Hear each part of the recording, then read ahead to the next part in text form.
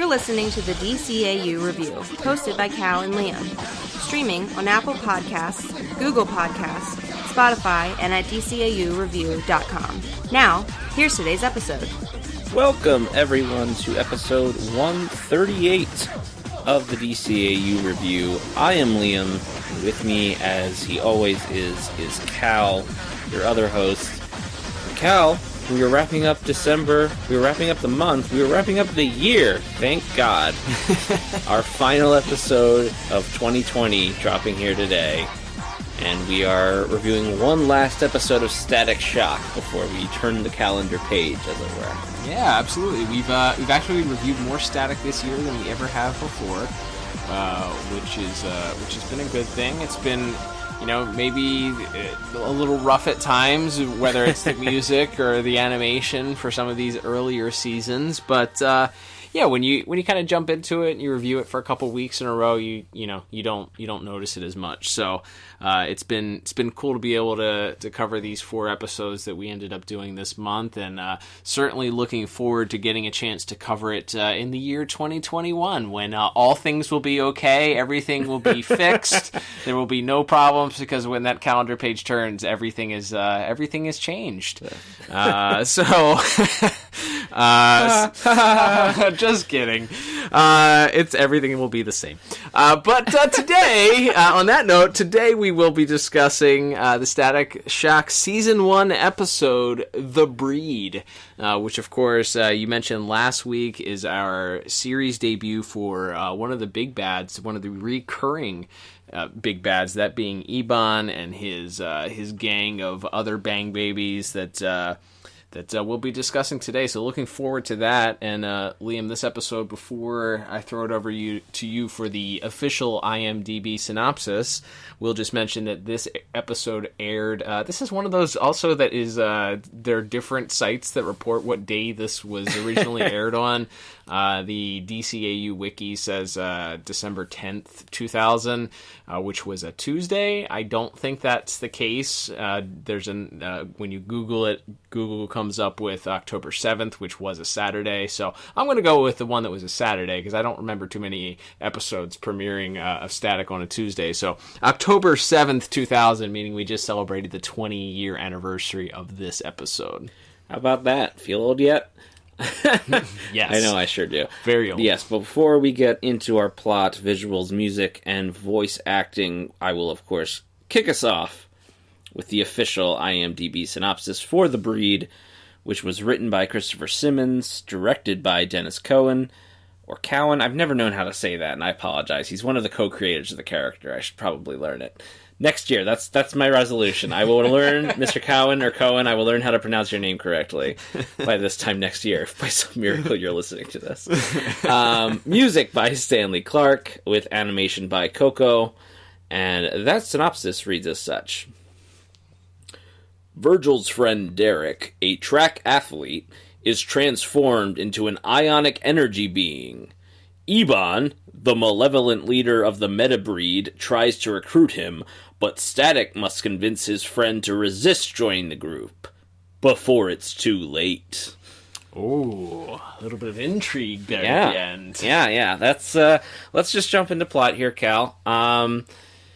So this one, I appreciate it because this isn't a very special episode. We don't get a moral about, joining in with the wrong crowd at the end.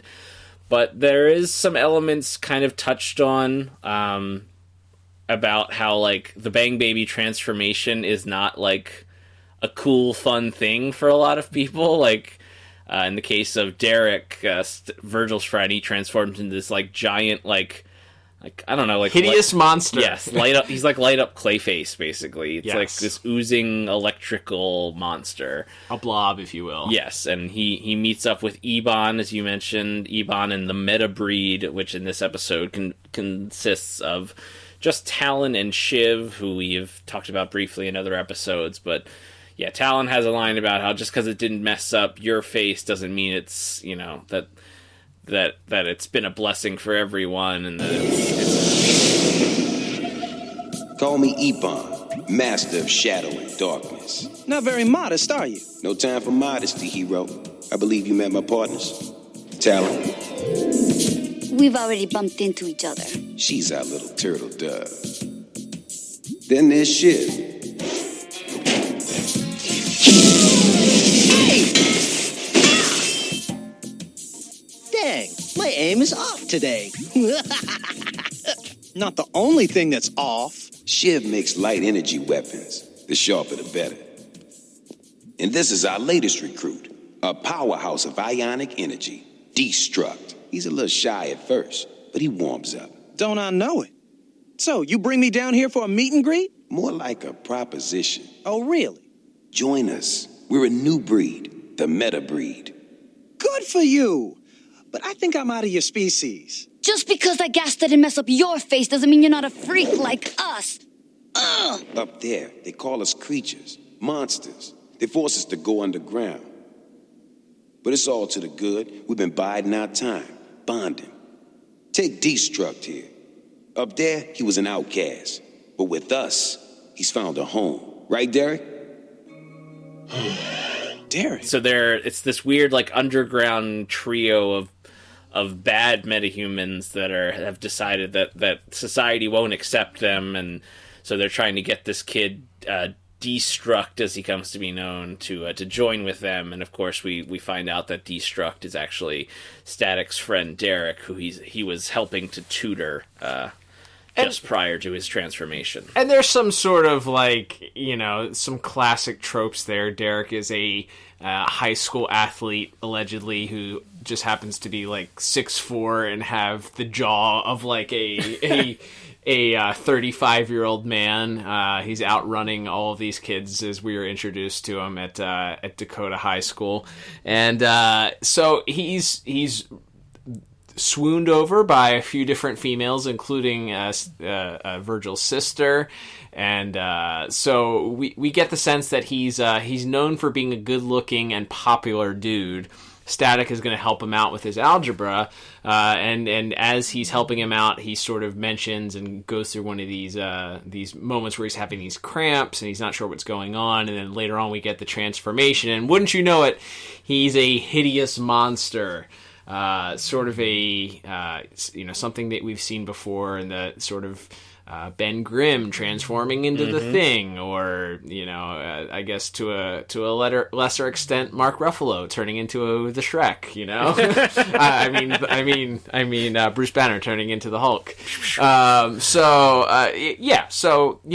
It's not exactly an original trope there, but some of that is played up on, or there's some undertones there, and it's sort of happenstance. And as you mentioned, this whole idea that these are some bang babies, or most bang babies, are thought of as freaks or monsters, and as Derek is turning into Destruct, his first official transformation, and as you mentioned, into that Clayface like blob, is he's on a public bus, and obviously he doesn't know what he's doing. He sort of doesn't have any control over his powers. He doesn't even know what's going on. He doesn't even know that he's transformed into sort of this monster like creature and what he looks like. So again, it's sort of happenstance, and then he interacts with a police car that happens to be driving past and accidentally knocks it over. So there's some very familiar tropes here of sort of this monster, no fault of his own, is transforming into it and is rejected by society, and then welcomed with open arms with a bunch of other rejects who claim that the only option that he has at this point is to turn to crime so that they can get theirs. Yeah, there's a little bit of, like, although I don't think they're a villainous group, the Morlocks from the X-Men comics, sort of the mutants with the more grotesque physical mutations that aren't as welcomed into society as, say, someone that has big angel wings on their back or something. It's interesting. Like I said, it's interesting because they don't go down the route of trying to make this either about, like, judging people on their looks, or about, like, an impressionable good kid falling in with the bad crowd or whatever. Like, it's pretty much a straight up just normal superhero story. Like, there's not a lot of subtext to it beyond that. Yeah.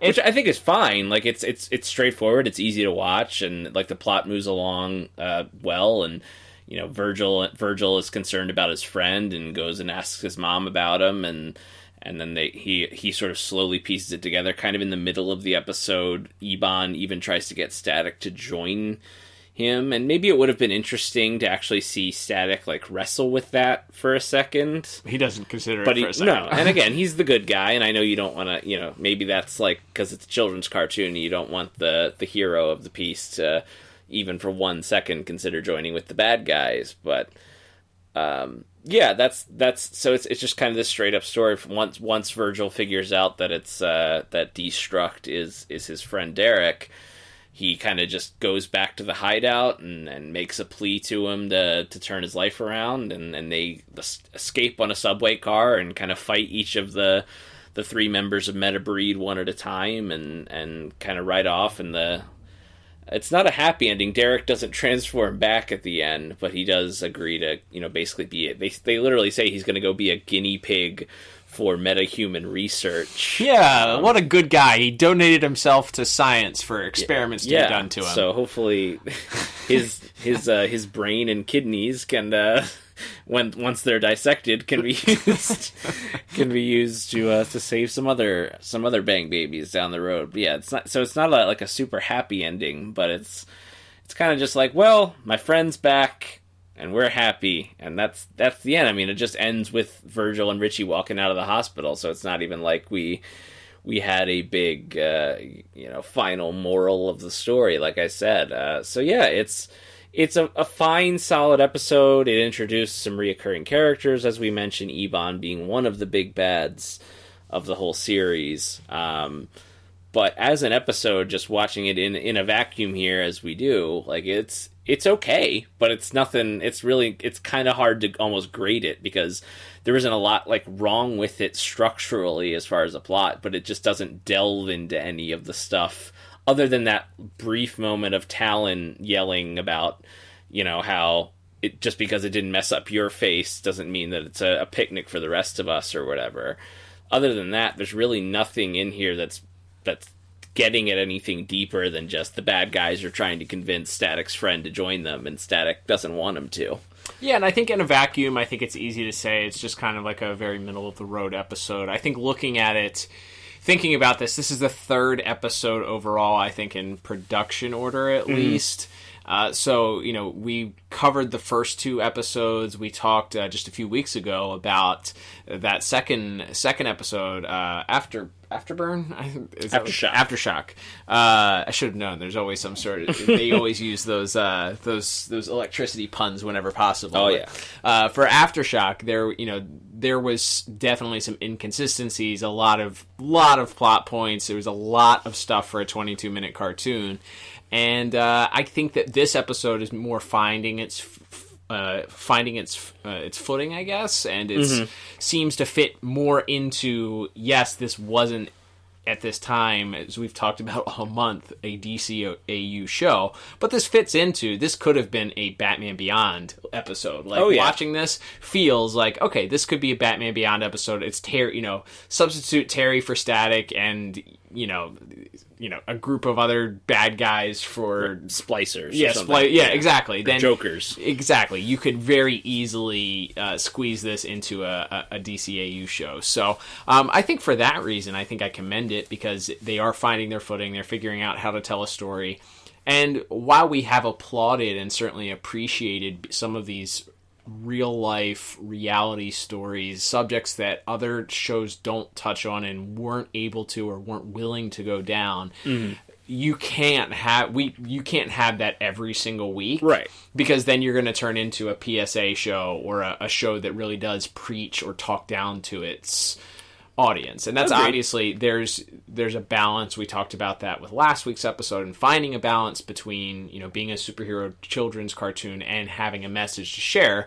So I think having an episode, or having the majority of your episodes sort of fit into that sort of generic structure of, okay, what's the story that we're trying to tell here? This is the story of a young man who, by no fault of his own, is transformed, and then is trying to kind of find out what he does based on this now that he has no control over being this sort of monstrous figure. So I do commend them for finding at least some sort of footing and writing a decent story. I think, like you said, there's some interaction. Also, there is some investigation that has to be done. Richie ends up lending Static a hand. Static has some investigative work as Ebon initially tries to tempt him into joining his group. He sort of doesn't show Static where he takes them, so Static has to try and piece together where the subway station is, and he only has bits and pieces. So the fact that Richie is able to assist him in that, and Richie also plays a big part because we do introduce, as we learned the name of it last week, ironically, but the Static Saucer makes its debut by name this week. That's right. Yeah, it hadn't occurred to me that in the first couple episodes he's just flying around on a trash can lid. Right. So that that there was like an official introduction of this. Yeah, it's like this folding disc that he throws out. I think they say it's made of mylar. Yeah. That's the same thing that your birthday balloons are made of. That's right. Yeah. So Static's riding around on that, and it's a cool little thing. And again, I know they eventually retcon into being this was the start of Richie's Bang Baby power, was him inventing this stuff for Static. Right. Because of course later on he becomes this super genius. But yes, that's kind of a fun little wrinkle there to see the origins of some of Static's gear, no pun intended. You've really gone mental now, Richie. What am I going to do with this wrinkly piece of foil? Toss it in the air and give it some juice, bro. Hello. Yeah, it's Mylar, dude. Stuff stronger than reinforced steel. I call it the Static Saucer. I call it my slick new ride. And just in time for patrol, too. Man, you're the man. Just doing my job. And, that's kind of a fun little wrinkle here. But yeah, I think it's overall, Cal, I think it's just it's a solid adventure episode. Nothing to write home about, but nothing bad either. I went with a 6 out of 10 for plot.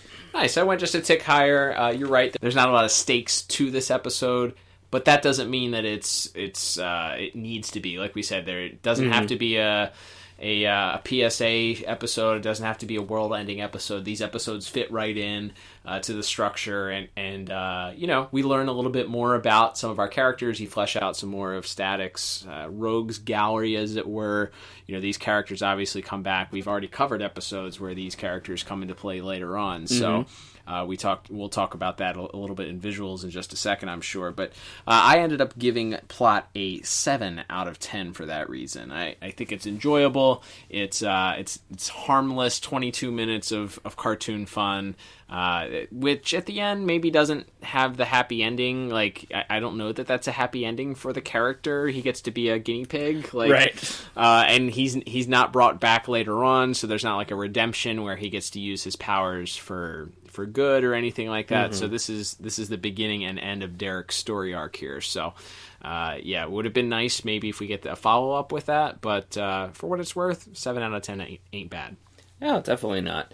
And that will move us on to visuals and animation for this week, Cal. We are, of course, still in the very early episodes of Static, back to that Season 1 look, which, again, not that different from Season 2, which we reviewed last week, but I think I like the design of Destruct. I guess we can start there.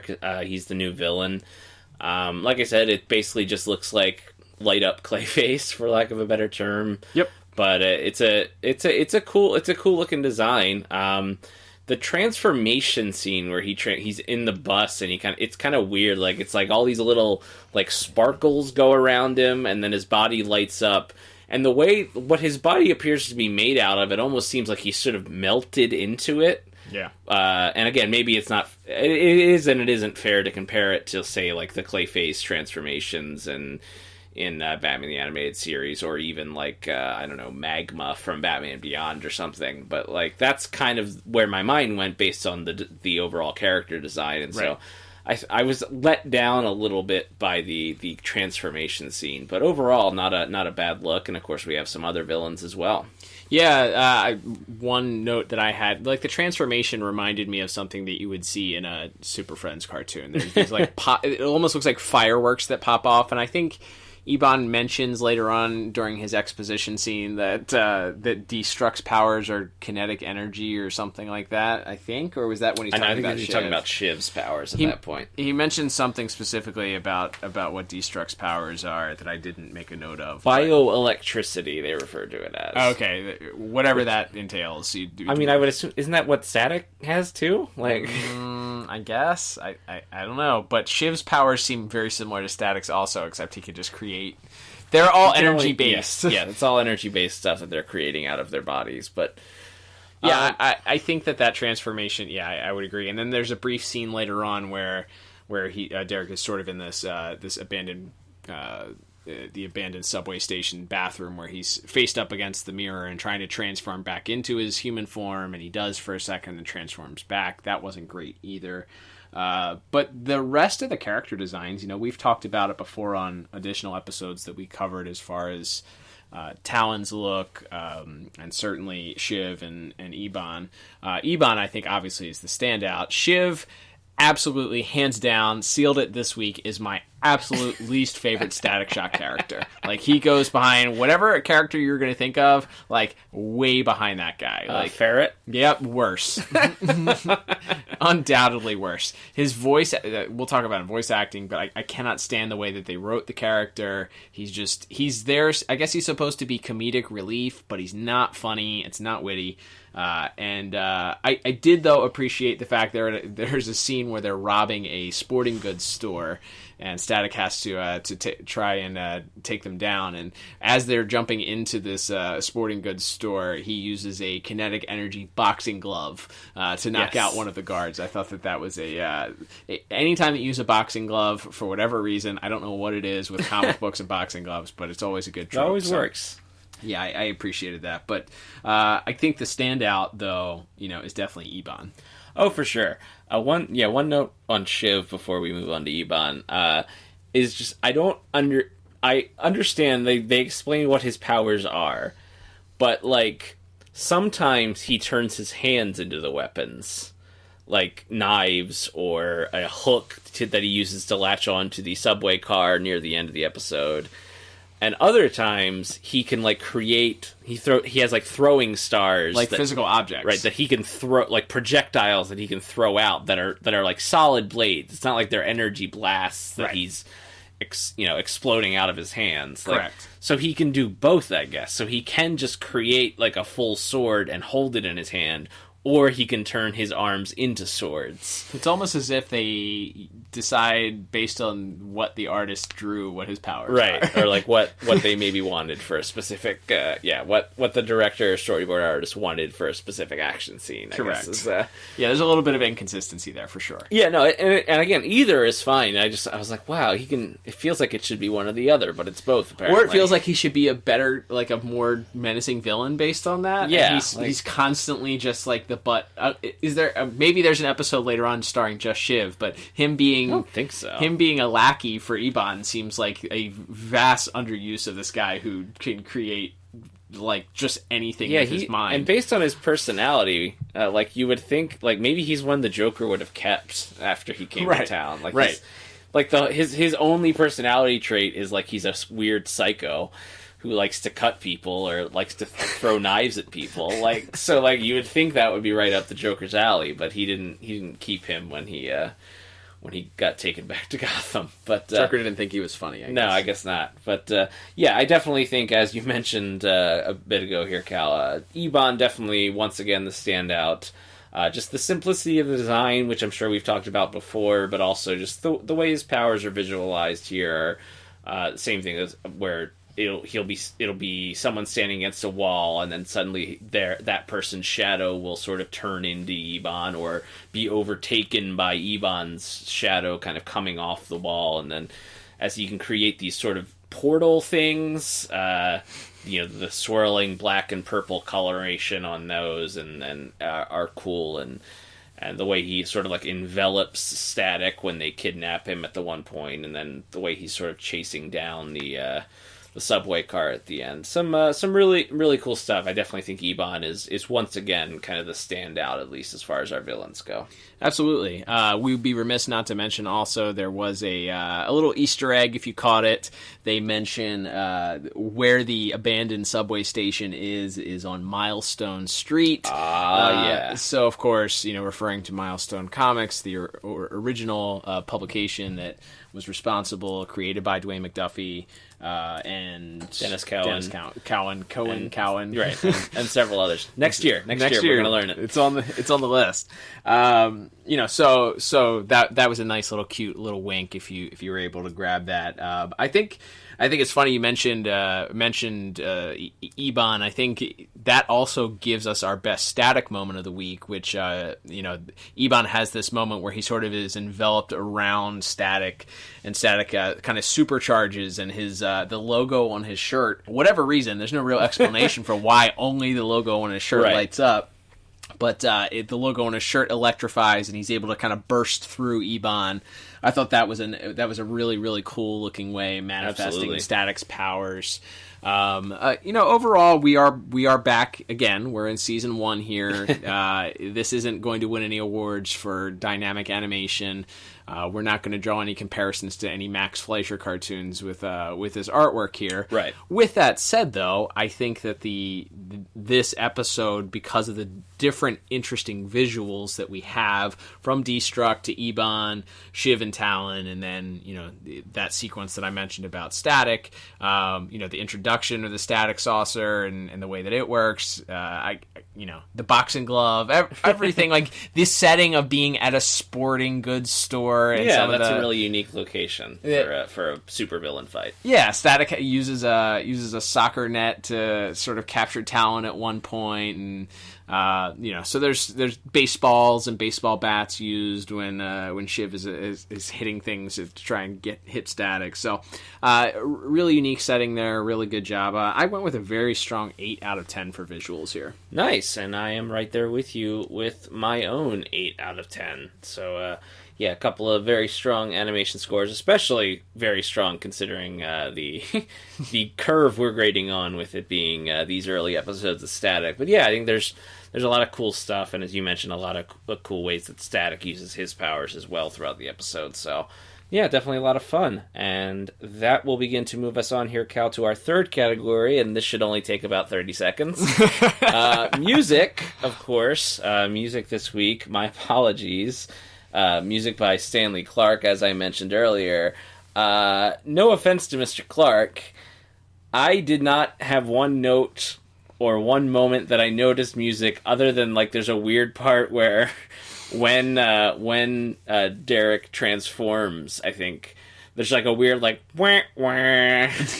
Yeah, the music that they went for, and the choice to go with him seemed very out of place. It was something like you would see, either in I don't know, I almost said a children's cartoon. This is a children's cartoon, but a very different situation children's cartoon, like a very sad sack sounding, but also awkward sad sack, not I don't know how else to describe it. It was not appropriate for the scene that it was being played in. And I think it was actually the scene where Static was trying to appeal to him to stop or to stop the path that he was currently on. So Ripping off sporting goods stores? What kind of athlete are you, Barnett? How'd you? I know it's you, Derek. Don't go out like this, man. He's out to get you. Ice this sucker. Now!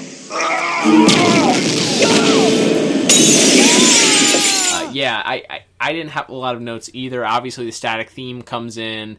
There's some music that plays during the final battle scene on the subway, which they borrowed that sort of abandoned subway station from Batman the Animated Series. We haven't covered the episode yet, or they do, but I love that setting. I didn't mention that when we were talking about it at visuals, but that's another great setting. that they chose. But yeah, so the music, I barely had anything listed here as well. I will say, as a compliment, there was no distracting music. We're still early on here in the show, as we've mentioned, so there's no songs being added with lyrics playing in the background. Ebon doesn't have a theme song with lyrics that's played. Sadly. There's not... With that said, though, there's not an Ebon theme either that I feel really plays or sticks out like you do with some of those other villains that we've talked about or other characters that show up and reoccur. So I don't have anything to hate on for this episode, but nothing to really love either. So I went with just a middle-of-the-road 5 out of 10. And I also had the same exact score once again, that being a 5 out of 10. Nothing wrong with the music in the episode, just nothing that really stood out either. So that's where we both landed on that one. And that will bring us to our final category, Cal, which is, of course, voice acting. Not a huge cast this week. Some names we have mentioned in the past. Tia Tashada as Talon. We have Brian Tochi as Shiv. He is the worst. Can we pause for a second Yes. and just say, wow, I'm sorry. Like, if his goal was to be just the most annoying character that you could think of, then by all means, like, what a great casting choice. And he's not bad in that he does a bad job. It's just, I cannot stand the character, and the choice and direction to make this character and his laugh, it's unbearable. I cannot stand this character. Whoa! I'm rolling in the Benjamins. Care for a swim? You play around too much.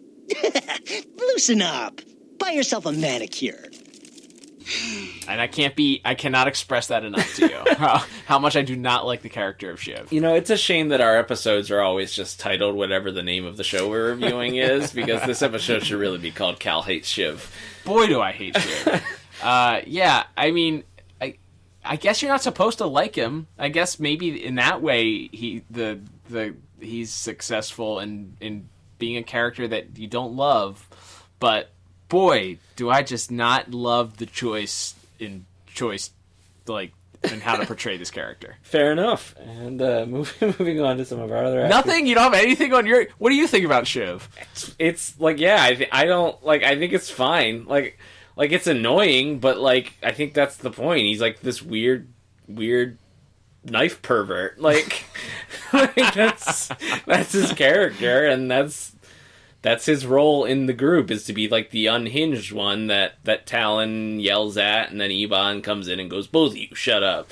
Like that was my briefly and then immediately aborted attempt at an Ebon impression.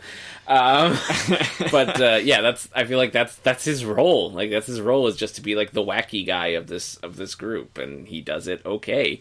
Like I'm not disagreeing with you that it's annoying, but I just feel like that's kind of the point. Fair enough. But moving on to some of the other actors in this episode, we do have Bumper Robinson as Derek / Destruct, veteran voice actor, voiced Cyborg in the Justice League Doom movie. Okay. And several other projects as well. Lots of voice acting under his belt. He's fine. Like, not a lot's asked of him in this episode. Like we said, we don't get like a big woe is me moment where he has to really like emote at all. He's just kind of, he's the jock at the start of the episode, and then he's just kind of the guy who's unsure of himself, and he doesn't talk a lot for once he's when he sort of reluctantly has joined Ebon's crew. So like he's fine, but nothing really stood out about him to me other than that. Yeah, he's just kind of okay.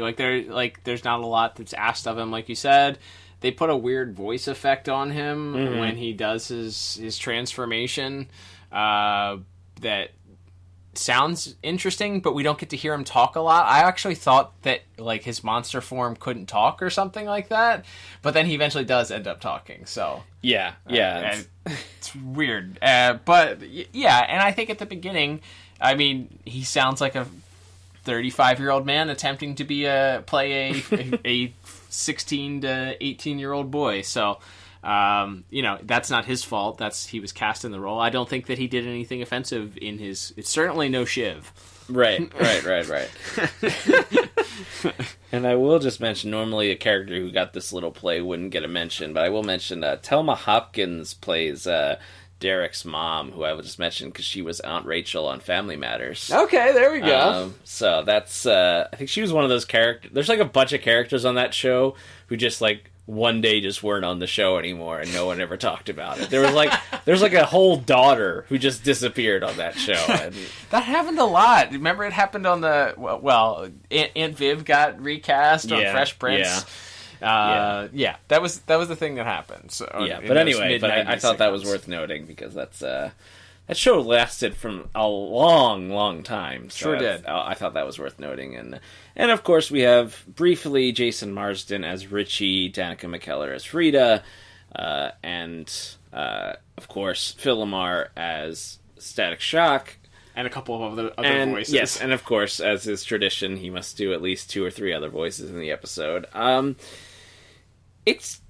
Everyone's fine. Like, I don't think anyone stands out as great in this episode, other than, of course, our main villain of the piece, that being Gary Anthony Sturgis as Ebon, who we've talked about it every time, and there's nothing else to say. He's doing an Ice-T impression. And it's a good impression. I love Ice-T. I love Ice-T impressions.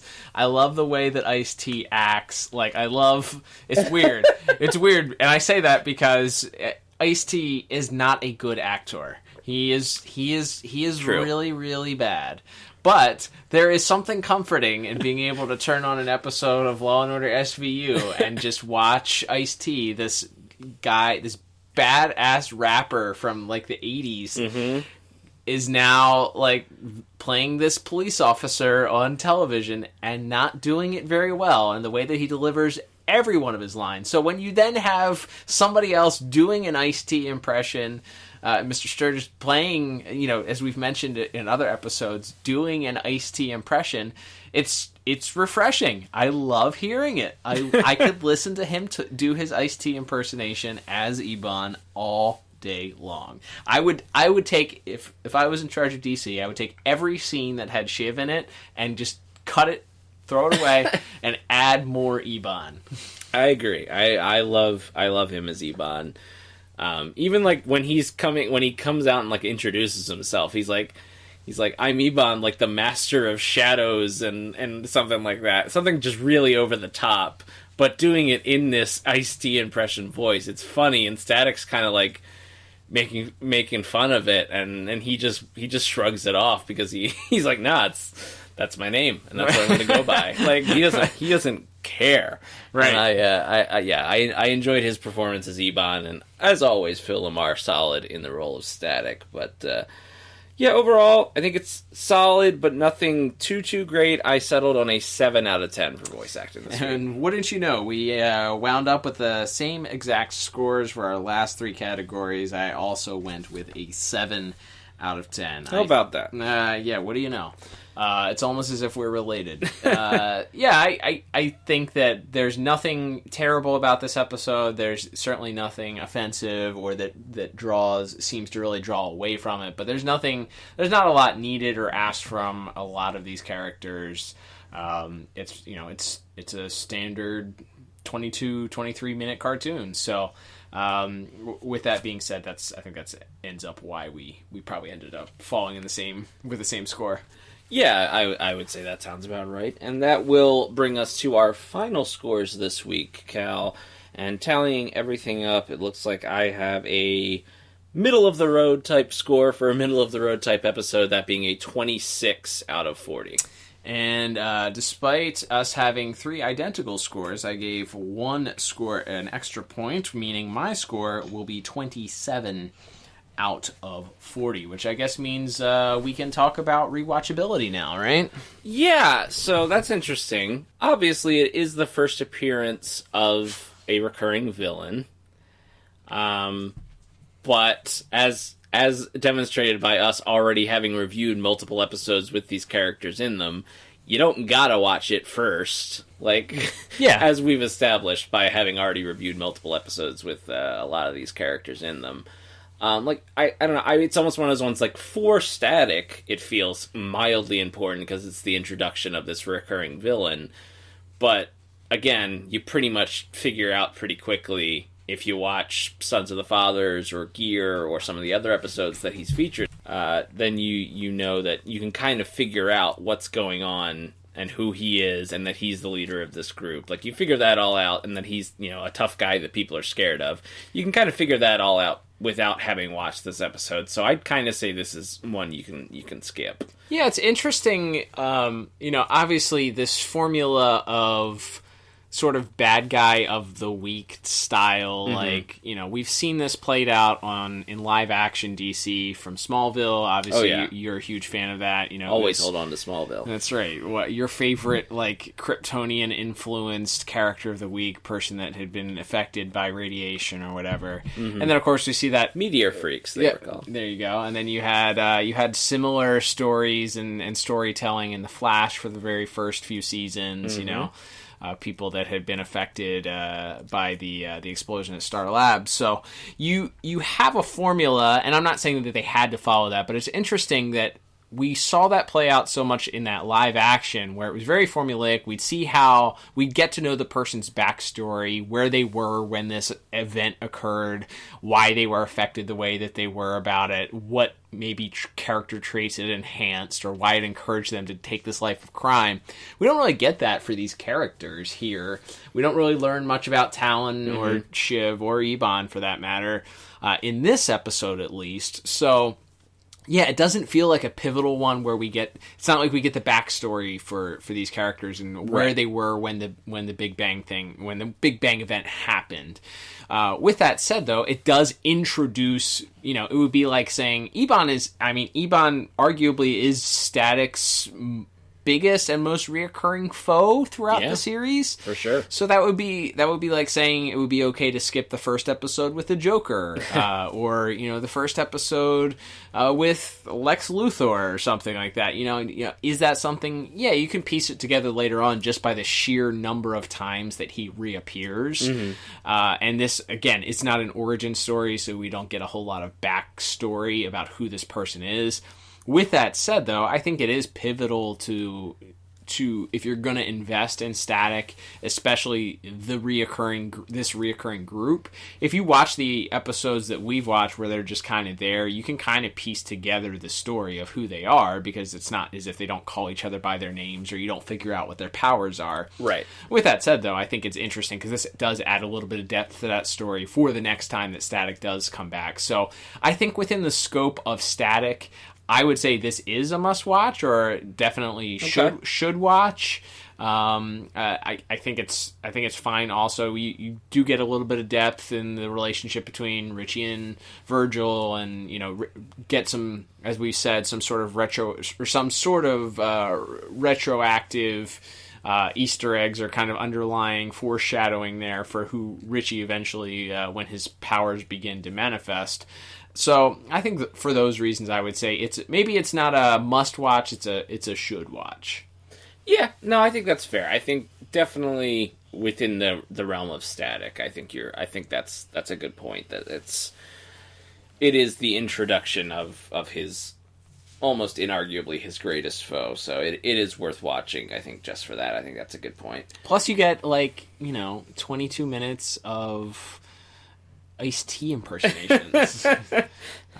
You put up with a little bit of Shiv so that you get the of Ebon. So you get the sweet with the sour. So there you go. Well, that will begin to wrap us up for this week, this month, this year. Thank you everyone for tuning in. We appreciate it. If you like the show, and your listening app of choice gives you the option to leave reviews, go ahead and give us one. We'd appreciate it. It certainly helps us out. You can also visit our merch page. If you go to DCAUreview.com, you can find our merch there. Thanks again to everyone who has helped us grow the show this year. We talked about it more in depth last week, but it's been quite a bit of fun. We had some good times, managed to have a few silver linings in the dark cloud that was 2020, and we certainly appreciate people that interact with us on Instagram or on Twitter. And hopefully you will continue doing that in 2021, Cal, when we return next week in a new year with a new show to talk about. That's right, Liam. It has been a little bit, actually, since we have been to the beautiful blue skies of Metropolis. What do you say we take a return to old Kal-El and his crew? Sounds good to me. I always love getting to talk about my favorite superhero in Superman, and quite a few episodes of that show still to cover, and we will be kicking it off next week with Mix is Pixelated. I know you were trying to trip me up. Thought I couldn't say it. But yes, Liam, we are taking a trip to another dimension, I guess, within Metropolis here. So that's right. And if you might have trouble pronouncing it, like our friends over at Tim Talk do, pronouncing Mixie Spitlick, don't worry. Watch the episode. He tells you how to pronounce it. Plenty of Gilbert Gottfried awaits us in our future, Liam. Oh, yeah. What a heck of a way to kick off 2021. Couldn't think of... Well, I can think of some better ways. I can think of a lot of better ways. That's how we're going to kick it off on this show, and we look forward to it, and we hope you'll be back with us. But until then, I'm Liam. And I'm Cal. And we'll be back soon with another episode of the DCAU Review. Happy New Year, everybody.